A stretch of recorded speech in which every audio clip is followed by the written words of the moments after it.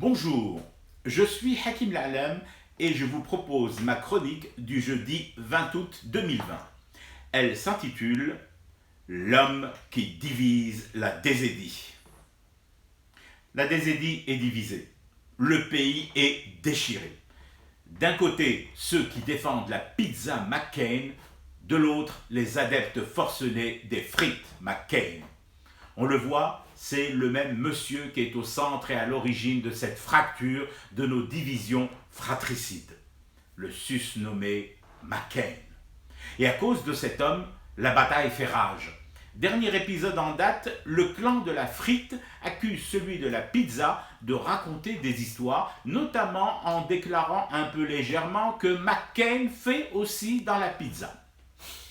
Moi qui ne suis ni pizza McCain, ni frites McCain, ni McCain tout court, parce que dans ma campagne, on ne connaît pas ce McCain au pouvoir apparemment surpuissant, nous contentant juste de dévorer la pizza Frischka, produite localement. Eh bien j'ai tout de même vérifié, oui, bledge sans rechigner, je me suis documenté. J'ai fait œuvre de chercheur, d'universitaire empreint des vertus du cartésianisme et j'ai cherché.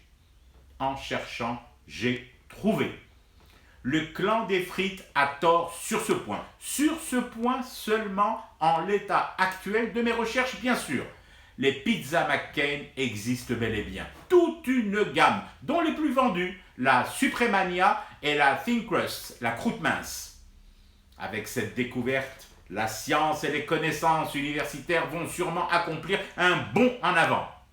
Mais cela apaisera-t-il la guerre des clans McCain? Pas sûr du tout. À moins que n'entre en jeu un troisième clan. Un clan jusque-là silencieux, se contentant d'observer écœuré cette guerre entre la frite et la pizza. Quel clan? Le clan des Kidam qui fument du thé pour rester éveillés à leur cauchemar qui continue. C'était Hakim La'alam, je vous retrouve samedi. En attendant, protégez-vous et protégez les autres en adoptant en toutes circonstances les gestes barrières et les mesures de distanciation sociale.